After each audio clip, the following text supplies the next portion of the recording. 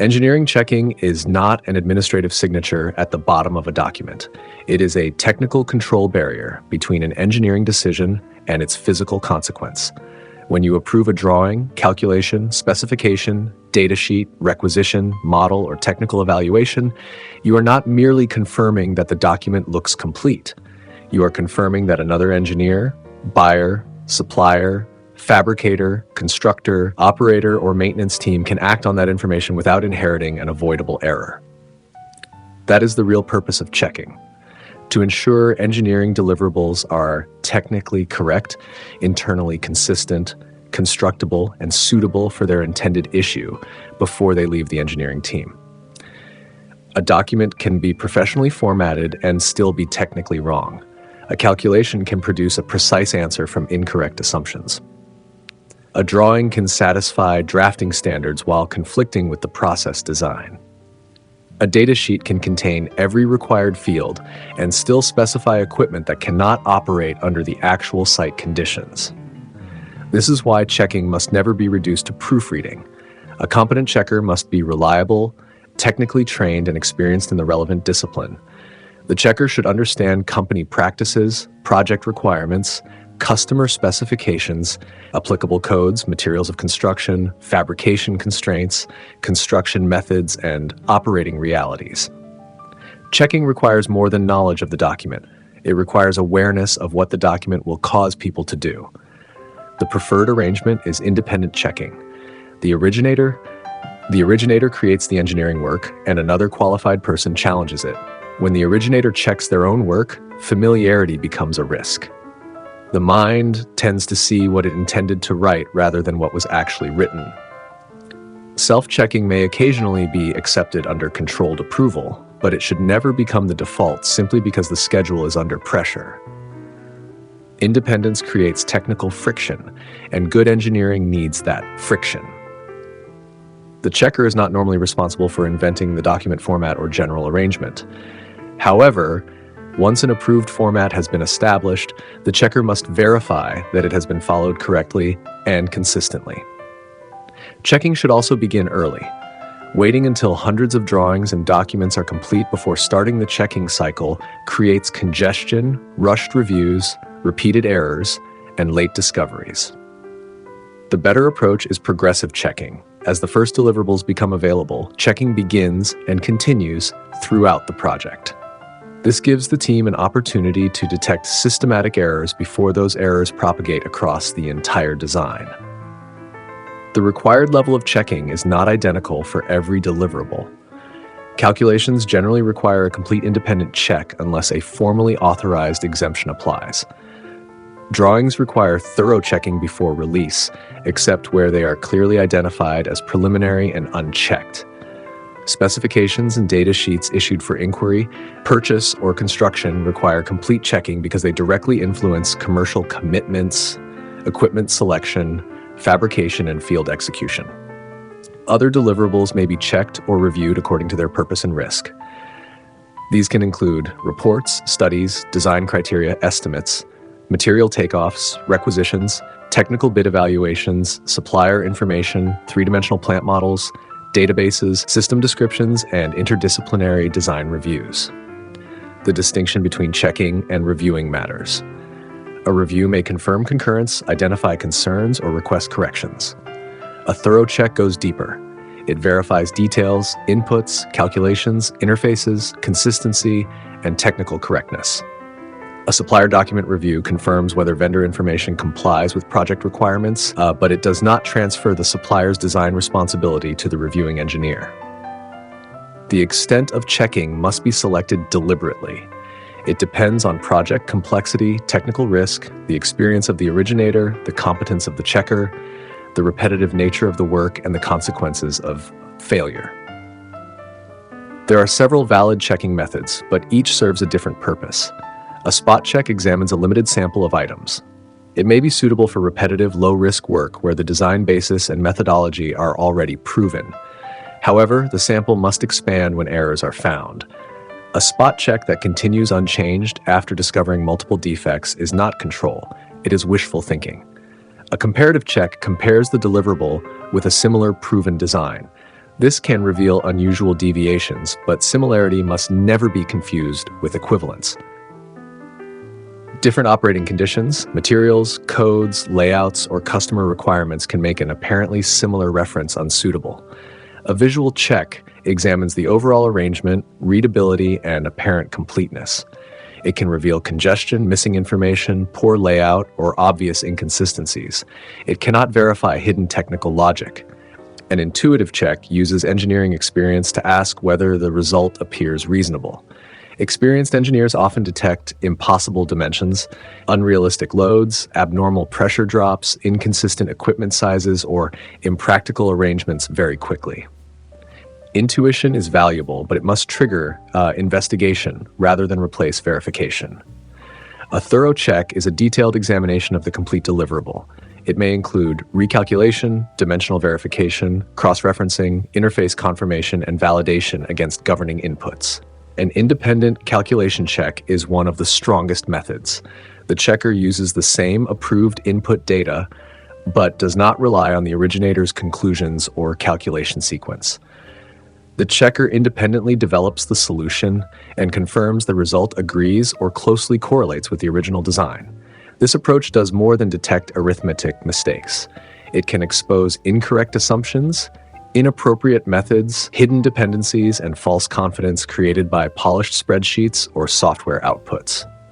The project engineering plan should define which checking methods apply to each calculation category and deliverable class.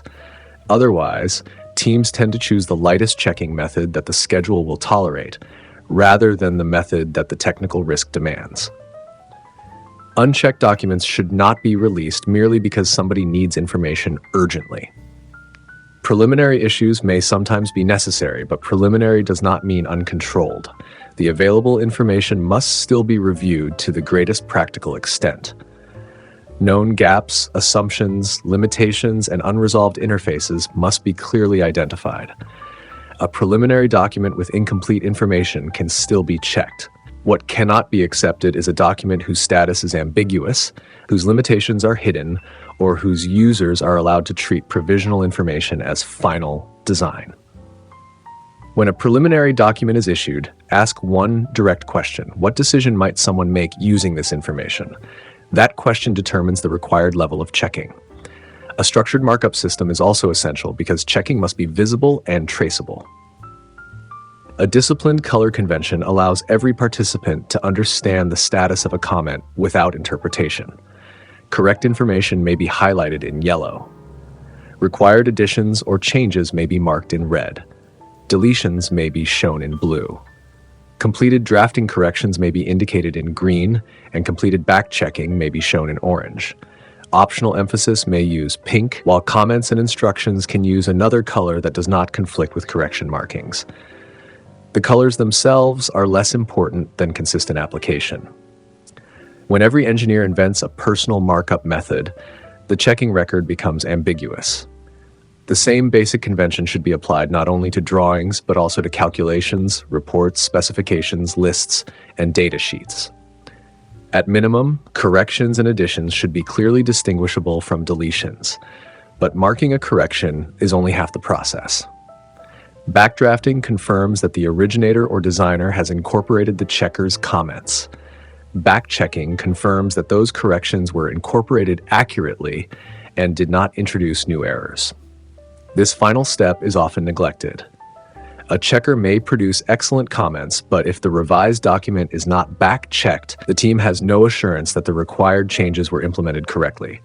A red mark on a print is not risk reduction. Only a correctly incorporated and verified change closes the issue. A complete engineering check should cover technical quality, accuracy, safety and design, document identification, clarity, completeness, consistency, grammar, omissions, references, assumptions, notes, and the suitability of the selected engineering approach. The checker must confirm that all required discipline inputs have been received. Mechanical, piping, process, electrical, instrumentation, civil, structural, safety, operations, and maintenance interfaces must be considered wherever relevant. Many engineering errors do not originate within one discipline. They occur at the boundary between disciplines. A process engineer changes an operating case, but the equipment data sheet is not updated. A mechanical engineer modifies a nozzle orientation, but the piping model still uses the old arrangement. An electrical load changes, but the power system study is not revised. An instrument range is updated, but the control narrative and alarm settings remain unchanged. Each document may appear correct when viewed in isolation. The project becomes wrong because the documents no longer agree. Therefore, checking must include consistency with related deliverables, calculations, models, lists, vendor information, and project decisions. The checker must verify compliance with customer requirements, specifications, approved comments, applicable legislation, codes, and standards. Compliance must be demonstrated through the document, not assumed because a standard appears in the reference list. Construction practicality is another critical requirement. A technically valid design can still fail in execution. Equipment may be impossible to install, instruments may be inaccessible, supports may obstruct maintenance, welds may be located where they cannot be completed or inspected, cables may have no feasible route, valves may be operable only from unsafe positions. The checker must mentally move the design from the screen into the field. Can it be fabricated? Can it be transported? Can it be lifted? Can it be installed in the required sequence? Can it be tested? Can it be commissioned? Can it be operated safely? Can it be maintained without dismantling unrelated systems? These questions separate document checking from genuine engineering checking. Dimensions and interferences must be verified wherever applicable. Drafting quality, symbols, notes, scales, legends, and presentation must conform to established standards. Attachments must be included and correctly referenced. Cross-references must lead to the correct documents, sections, tags, and revision levels. Assumptions must be explicitly listed because an undocumented assumption becomes invisible design risk. Changes from the previous revision must also be clearly identified. Highlighting modified sections is normally the most direct method, although a controlled change summary or addendum may sometimes be appropriate.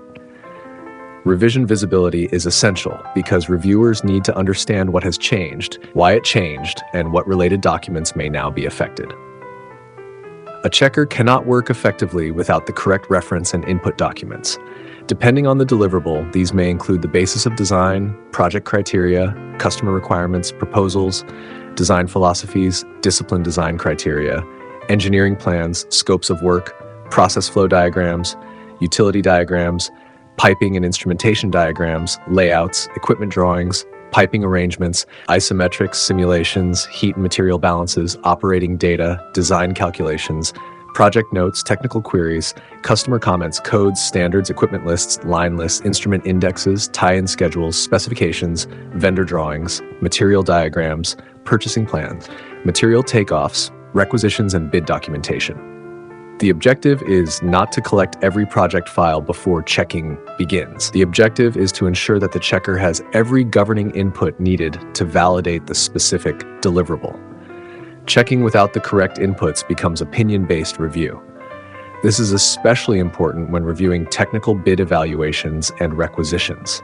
The checker must verify not only technical preferences, but also whether the requisition attachments, specifications, data sheets, quantities, commercial boundaries, and supplier deviations are correctly represented.